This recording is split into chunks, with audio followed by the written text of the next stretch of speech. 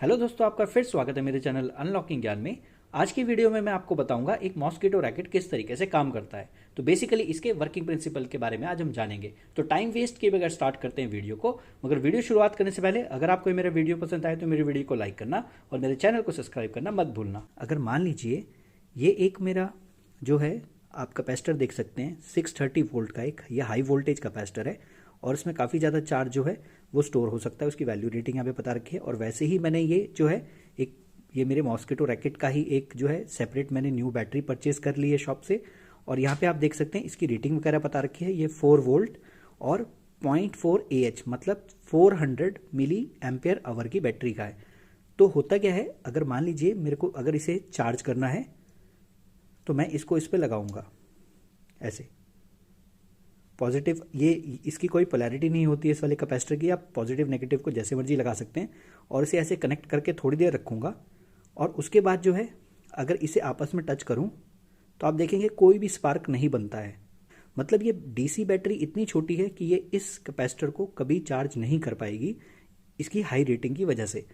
तो उस केस में क्या होगा, ये कभी भी स्पार्क नहीं बना पाएगा। अगर मैं आपको अपना एक पुराने वीडियो का एक फ्लैश दिखाऊं जिसमें मैंने बता रखा था कि जो फैन का कैपेसिटर होता है उस फैन के कैपेसिटर को अगर हमें टेस्ट करना होता है तो हम उसे कैसे टेस्ट करते हैं कि वो कैपेसिटर की कंडीशन अच्छी है या बुरी है उस कंडेंसर की जो फैन में लगा होता है। तो उसकी मैं आपको एक क्लिप जो अभी छोटी सी दिखा देता हूँ कि तो देख सकते हैं आप इसमें काफ़ी ज़्यादा साउंड और स्पार्क आया है। मैं दोबारा करके दिखाता हूँ आपको। तो मैंने इसे फिर चार्ज कर लिया है और नोटिस कीजिएगा तो आप देख सकते हैं कितनी तेज़ फ्लैश और कितनी तेज़ साउंड आ रही है। सेम प्रिंसिपल यहाँ पे भी है, मगर प्रॉब्लम ये है कि वहाँ पे हम डायरेक्टली जो है बिजली से जो है फ़ैन के रेगुलेटर को चार्ज कर पा रहे थे। मगर यहाँ पे अगर आप देखेंगे कि ये बैटरी बहुत ही छोटी है तो हमें करना अभी भी यही है कि हमें किसी तरीके से इस कैपेसिटर को जो होता है चार्ज करना है, जो कि काफ़ी हाई रेटिंग का है। और उसके बाद करना क्या है, बेसिकली जब भी इसके बीच में पॉजिटिव नेगेटिव टर्मिनल में आप अज्यूम कर लीजिए जब भी कोई मच्छर यहाँ पे आ जाए तो वो एक कंडक्टिंग पाथ दे देगा डिस्चार्ज करने के लिए इस कैपेसिटर को। तो उस केस में क्या होगा, इसमें इतना चार्ज स्टोर होगा कि जब वो उसकी बॉडी से जाएगा वो मच्छर इसके करंट पास करने की वजह से वो जल जाएगा। मगर प्रॉब्लम ये है कि जैसे कि मैंने आपको दिखाया इसको आपस में कनेक्ट करने पे भी कोई भी जो है चार्ज जो है कैपेसिटर में स्टोर नहीं हो पा रहा है, जिसकी वजह से अगर मैं इसको चाहे कितनी भी देर लगा के रख लूँ ये चार्ज नहीं हो पाएगा क्योंकि ये बहुत ही छोटा जो है बैटरी का लेवल है इसे चार्ज करने के लिए। तो ये कभी भी स्पार्क आपस में आप देखेंगे नहीं जनरेट करेगा। तो इसी प्रॉब्लम को सॉल्व करने के लिए जो पूरा हमारा मॉस्किटो का जो सर्किट होता है जो कि जैपर सर्किट होता है वो डिज़ाइन करके बनाया गया होता है। तो अब मैं आपको उसके ब्लॉक डायग्राम से समझाता हूँ कि इन दो पर्पस को हमारे रैकेट में भी सेम यही चीज़ है। एक तरफ है बैटरी और फाइनल जो है एक चार्ज है जो एक कैपेसिटर में स्टोर करके रखेंगे। तो इसके लिए पूरा का पूरा हमें एक डिज़ाइन करना पड़ता है पाथ, जिसमें एक सर्किट डिज़ाइन करके बनाया गया होता है जो एक छोटी बैटरी इस बड़े कैपेसिटर को चार्ज कर पाती है। तो उसका अब मैं आपको ब्लॉक डायग्राम बनाता हूं यहाँ पे। तो मैं आपको बिल्कुल जो है सरल वे में आपको इसमें जो है बिल्कुल सिंपल वे में इसको समझाने की कोशिश कर रहा हूँ। मैं कोई भी कॉम्प्लेक्स ऐसे सर्किट के डायग्राम उठा के नहीं लाऊंगा जो आपको समझ में ना आए। आपको सिंपल वे में इसको समझाने की कोशिश करता हूँ। तो सबसे पहले एक होती है बैटरी और उसके बाद जो उस बैटरी से जो दो वायर निकलेंगी जो कि पॉजिटिव और नेगेटिव टर्मिनल होंगे उसमें से हम लगाएंगे एक स्विच जो कि हमारा एक सिलेक्टर स्विच होगा कि आप उसके साथ क्या करना चाहते हैं। ज़्यादातर रैकेट में यही सर्किट होता है। उसकी आउटपुट के बाद हम जो है यहाँ पे एक पुश बटन मिल जाएगा आपको, जो मैं आपको रैकेट में बताऊँगा, आपने ऑब्जर्व करेंगे तो देखा होगा। वो वायर बाहर निकलेगी। उसके बाद हमारी प्रॉब्लम यहाँ पे आज की डेट में ये है कि बैटरी में जैसे कि मैंने आपको बताया जो चार्ज स्टोर है वो डीसी वोल्टेज में स्टोर है यहाँ पे। अब डीसी वोल्टेज जो है वो बहुत ही कम वोल्टेज है, जैसे कि बैटरी में बताया 4 वोल्ट और कुछ मिली एम्पेयर आवर में होगी। जैसे हमारे केस में लेट से 400 मिली एम्पेयर आवर में है यहाँ पे। तो ये जो हमारा चार्ज इसमें स्टोर है, जब आप इस बटन को ऑन करेंगे, अब हमारा पर्पस रहता ही है कि इस इतने बड़े कैपेसिटर को यहाँ पे चार्ज करने के लिए हमें इसका वोल्टेज लेवल बहुत ज़्यादा बढ़ाना पड़ेगा। मगर डीसी को आप कभी भी एम्पलीफाई नहीं कर सकते। तो इसके लिए क्या करते हैं हम हमेशा, एक हमें नेक्स्ट स्टेज सर्किट बनाना पड़ेगा यहाँ पे जो कि हमारा एक ऑसिलेटर सर्किट होगा।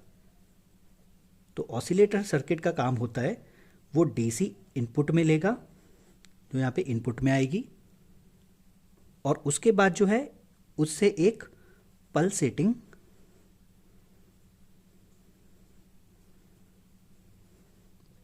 एक एसी वोल्टेज बना देगा, जो कि एक लो वोल्टेज होगी।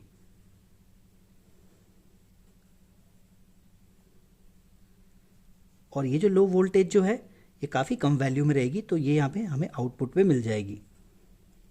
अब इसके बाद हमें क्या करना होगा, क्योंकि ये काफ़ी लो वोल्टेज है, एसी में जनरेट तो बन गई है, अब हमें इसका जो है सप्लाई लेवल बढ़ाना पड़ेगा। तो नेक्स्ट स्टेज जो हम इसके बाद यहाँ पे अब लगाएंगे वो लगाएंगे इसका स्टेप अप ट्रांसफार्मर।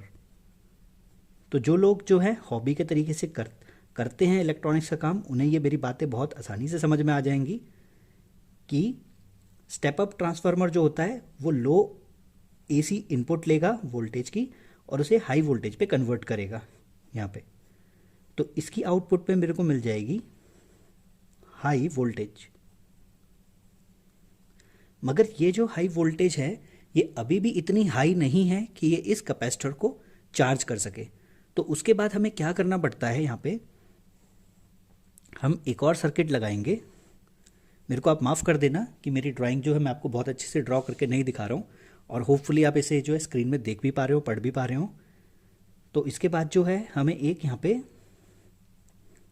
जो लैडर नेटवर्क यहाँ पे बनाना पड़ता है, जो कि डायोड और कैपेसिटर के साथ मिलके बनाया जाता है। तो वहाँ पे डायोड और कैपेसिटर्स लगे होंगे, और ये बेसिकली जो होता है इसको बोलते हैं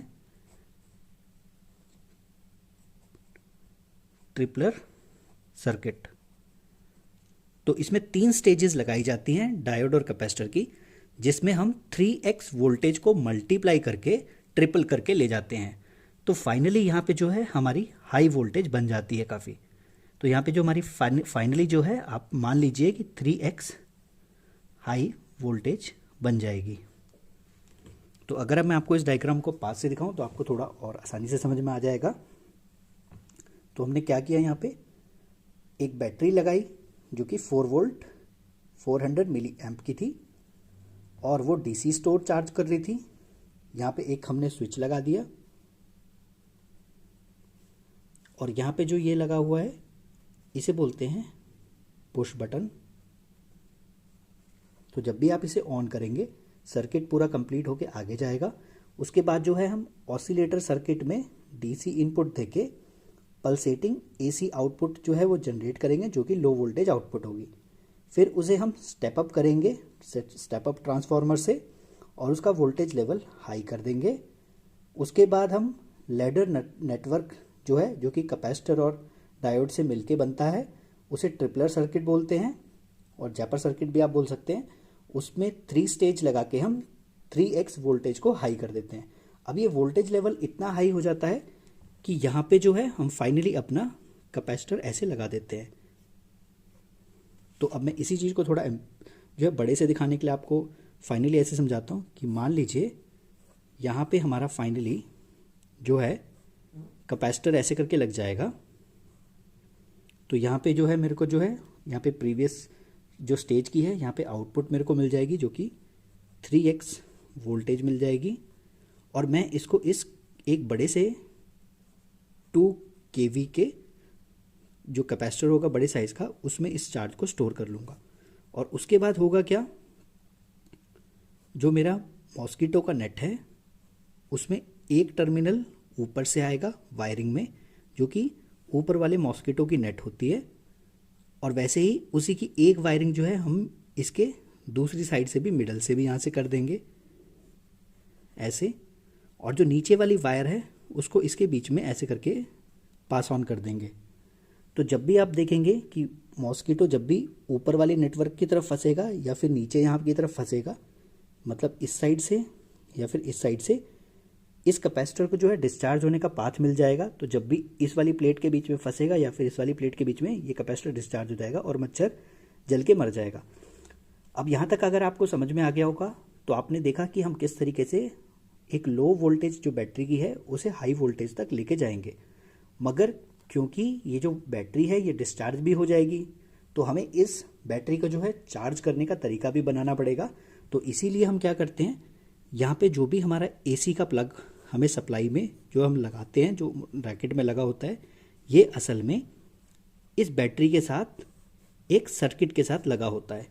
तो ये डायरेक्टली नहीं लगा होगा। फिर मैं आपको बता दूं, ये जो मैं आपको रिप्रेजेंट कर रहा हूँ, तो यहाँ पे मेरी जो है एसी वोल्टेज आएगी, जो कि मान लीजिए घर में आने वाली 230 वोल्ट है। तो इस वाले सर्किट के अंदर जो हमारा लगा होगा यहाँ पे, वो लगा होगा transformer less AC to DC converter. तो अगर मैं आपको पास ला के दिखा दूं तो आप समझ जाएंगे। यहाँ पे बेसिकली अगेन ट्रांसफार्मर नहीं लगा होता है, ट्रांसफार्मर के बिना ही हम AC जो कि 230 वोल्ट है उसको हम DC के कुछ वोल्ट तक लाएंगे, जो कि 4 या 5 वोल्ट के आसपास जो है आउटपुट जो है देगा, जिससे ये बैटरी चार्ज होगी। तो जब ये वाला पाथ बैटरी से लेके आपको हाई वोल्टेज तक आप जनरेट कर लेंगे और ये बैटरी वीक होती जाएगी, तब तक हम इसे चार्जिंग में लगा देंगे, तो ये बैटरी दोबारा रिफिल हो जाती है। तो होप जो है आपको ये समझ में आ गया होगा कि पूरे सर्किट का जो है वो वर्किंग जो है वो किस तरीके से, डायग्राम में अगर आप समझ पाए हो, इस तरीके से काम करता है।